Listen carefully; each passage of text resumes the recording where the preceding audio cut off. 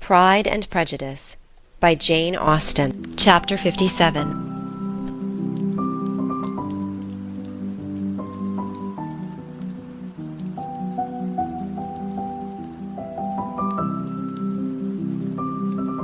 The discomposure of spirits which this extraordinary visit threw Elizabeth into could not be easily overcome, nor could she for many hours learn to think of it less than incessantly.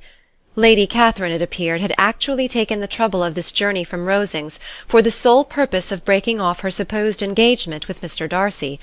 It was a rational scheme, to be sure, but from what the report of their engagement could originate, Elizabeth was at a loss to imagine, till she recollected that his being the intimate friend of Bingley, and her being the sister of Jane, was enough, at a time when the expectation of one wedding made everybody eager for another, to supply the idea. She had not herself forgotten to feel that the marriage of her sister must bring them more frequently together, and her neighbours at Lucas Lodge, therefore, for through their communication with the Collinses the report, she concluded, had reached Lady Catherine, had only set that down as almost certain and immediate, which she had looked forward to as possible at some future time. The next morning, as she was going downstairs, she was met by her father, who came out of his library with a letter in his hand. "Lizzie," said he, "I was going to look for you. Come into my room." She followed him thither, and her curiosity to know what he had to tell her was heightened by the supposition of its being in some manner connected with the letter he held. It suddenly struck her that it might be from Lady Catherine, and she anticipated with dismay all the consequent explanations. She followed her father to the fireplace, and they both sat down. He then said, "I have received a letter this morning that has astonished me exceedingly. As it principally concerns yourself, you ought to know its contents. I did not know before that I had 2 daughters on the brink of matrimony. Let me congratulate you on a very important conquest." The colour now rushed into Elizabeth's cheeks in the instantaneous conviction of its being a letter from the nephew instead of the aunt, and she was undetermined whether most to be pleased that he explained himself at all, or offended that his letter was not rather addressed to herself, when her father continued, "You look conscious. Young ladies have great penetration in such matters as these, but I think I may defy even your sagacity to discover the name of your admirer. This letter is from Mr. Collins." "From Mr. Collins? And what can he have to say?" "Something very much to the purpose, of course. He begins with congratulations on the approaching nuptials of my eldest daughter, of which, it seems, he has been told by some of the good-natured, gossiping Lucases. I shall not sport with your impatience by reading what he says on that point. What relates to yourself is as follows. Having thus offered you the sincere congratulations of Mrs. Collins and myself on this happy event, let me now add a short hint on the subject of another, of which we have been advertised by the same authority.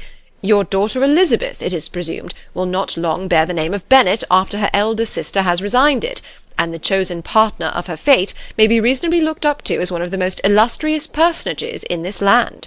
Can you possibly guess, Lizzie, who is meant by this? This young gentleman is blessed in a peculiar way with everything the heart of mortal can most desire, splendid property, noble kindred, and extensive patronage.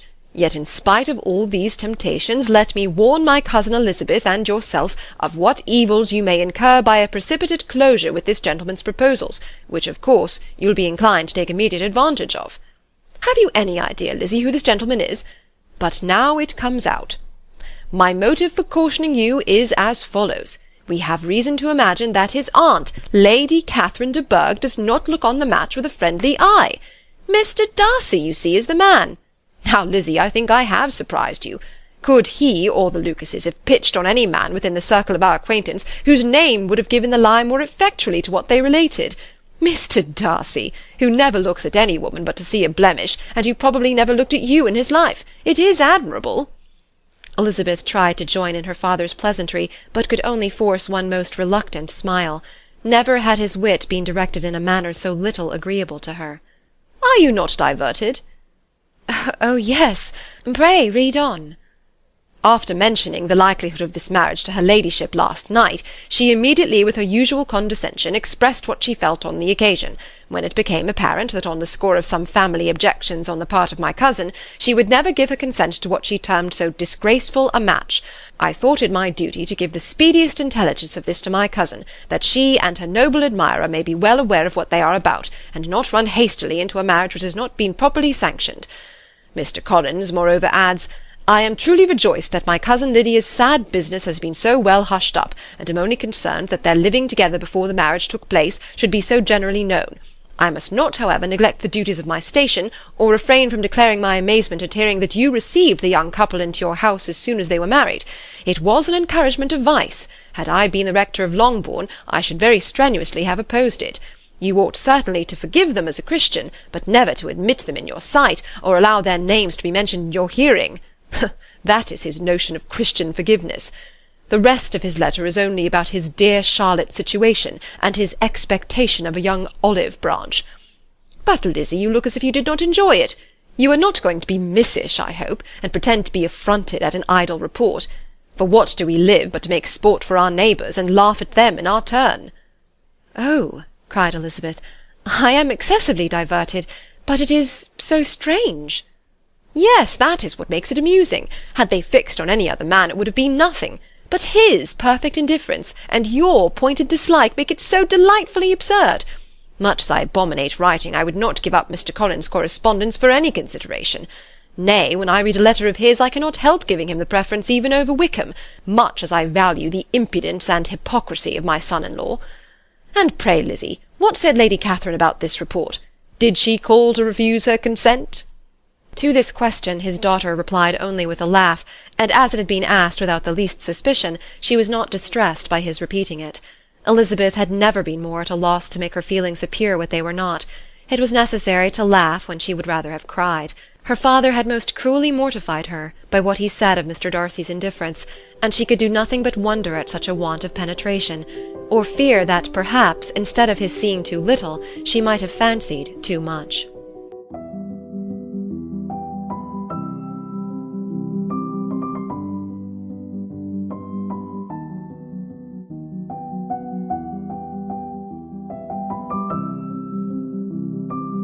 Chapter 58. Instead of receiving any such letter of excuse from his friend, as Elizabeth half expected Mr. Bingley to do, he was able to bring Darcy with him to Longbourn before many days had passed after Lady Catherine's visit. The gentleman arrived early, and before Mrs. Bennet had time to tell him of their having seen his aunt, of which her daughter sat in momentary dread, Bingley, who wanted to be alone with Jane, proposed their all walking out. It was agreed to. Mrs. Bennet was not in the habit of walking, Mary could never spare time, but the remaining 5 set off together. Bingley and Jane, however, soon allowed the others to outstrip them. They lagged behind, while Elizabeth, Kitty, and Darcy were to entertain each other. Very little was said by either. Kitty was too much afraid of him to talk, Elizabeth was secretly forming a desperate resolution, and perhaps he might be doing the same. They walked towards the Lucases because Kitty wished to call upon Maria, and as Elizabeth saw no occasion for making it a general concern, when Kitty left them she went boldly on with him alone.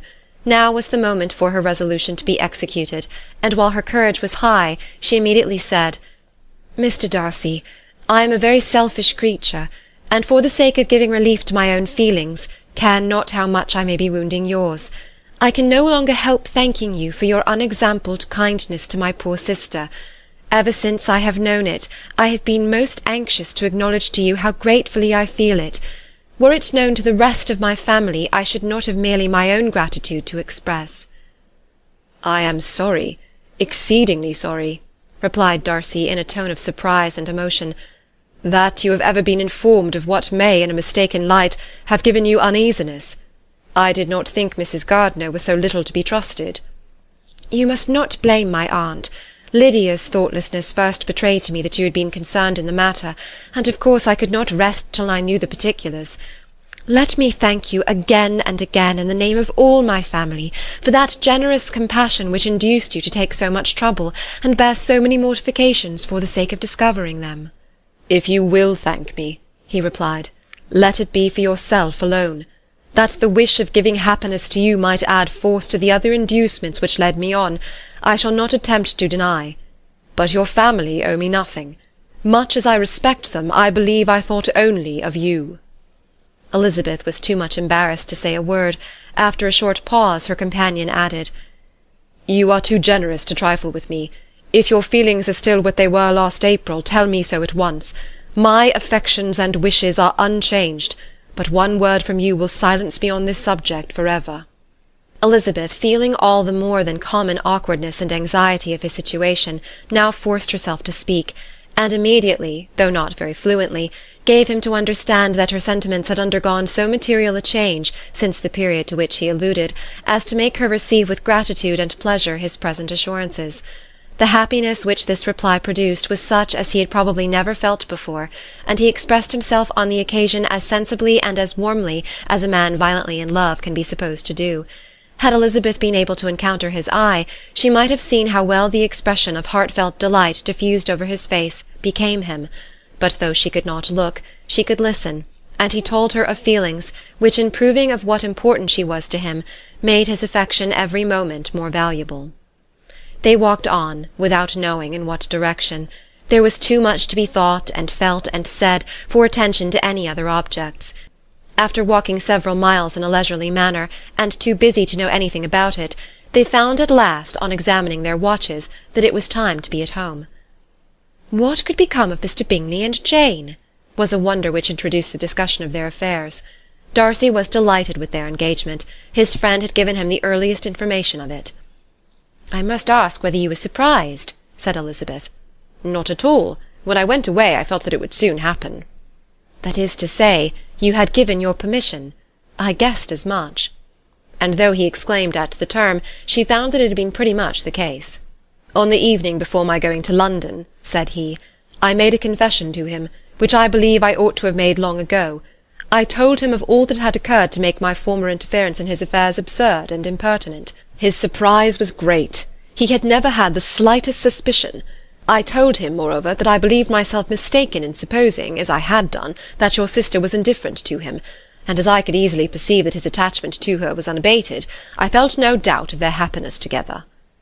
Elizabeth could not help smiling at his easy manner of directing his friend. "Did you speak from your own observation," said she, "when you told him that my sister loved him, or merely from my information last spring?" "From the former. I had narrowly observed her during the 2 visits which I had lately made here, and I was convinced of her affection." "And your assurance of it, I suppose, carried immediate conviction to him?" "It did. Bingley is most unaffectedly modest. His diffidence had preventing his depending on his own judgment in so anxious a case, but his reliance on mine made everything easy. I was obliged to confess one thing, which for a time, and not unjustly, offended him. I could not allow myself to conceal that your sister had been in town 3 months last winter, that I had known it, and purposely kept it from him. He was angry. But his anger, I am persuaded, lasted no longer than he remained in any doubt of your sister's sentiments. He has heartily forgiven me now." Elizabeth longed to observe that Mr. Bingley had been a most delightful friend, so easily guided that his worth was invaluable, but she checked herself. She remembered that he had yet to learn to be laughed at, and it was rather too early to begin. In anticipating the happiness of Bingley, which of course was to be inferior only to his own, he continued the conversation till they reached the house. In the hall they parted.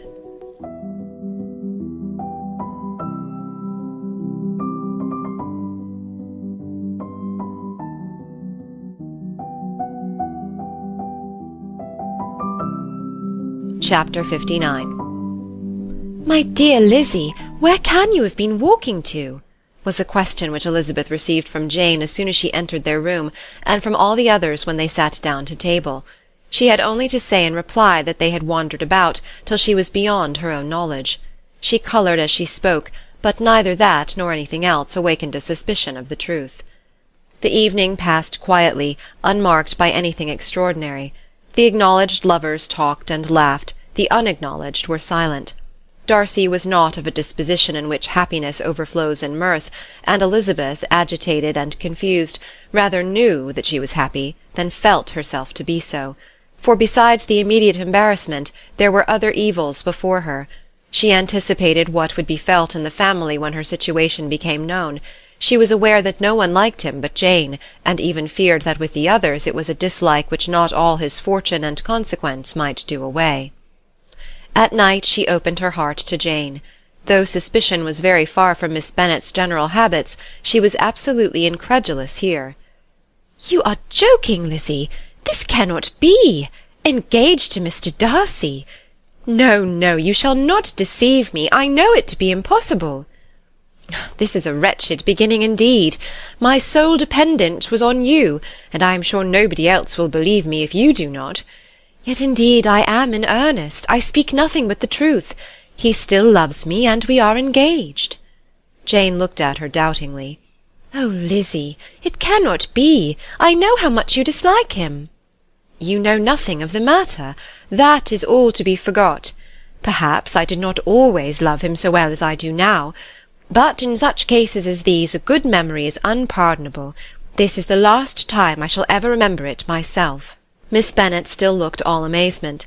Elizabeth again and more seriously assured her of its truth. "Good heaven!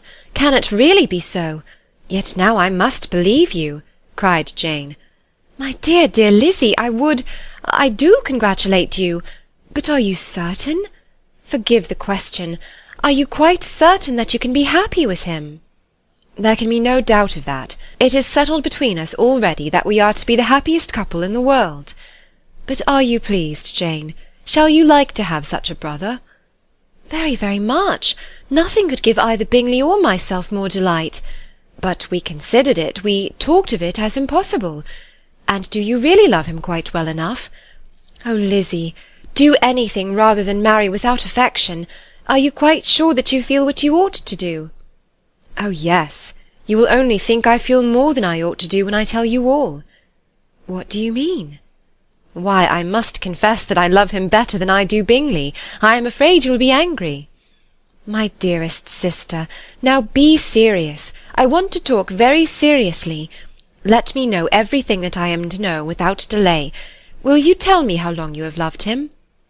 "It has been coming on so gradually that I hardly know when it began. But I believe I must date it from my first seeing his beautiful grounds at Pemberley." Another entreaty that she would be serious, however, produced the desired effect, and she soon satisfied Jane by her solemn assurances of attachment. When convinced on that article, Miss Bennet had nothing further to wish. "Now I am quite happy," said she, "for you will be as happy as myself. I always had a value for him. Were it for nothing but his love of you, I must always have esteemed him. But now, as Bingley's friend and your husband, there can only be Bingley and yourself more dear to me. But, Lizzy, you have been very sly, very reserved with me. How little did you tell me of what passed at Pemberley and Lambton? I owe all that I know of it to another, not to you." Elizabeth told her the motives of her secrecy. She had been unwilling to mention Bingley, and the unsettled state of her own feelings had made her equally avoid the name of his friend. But now she would no longer conceal from her his share in Lydia's marriage. All was acknowledged, and half the night spent in conversation.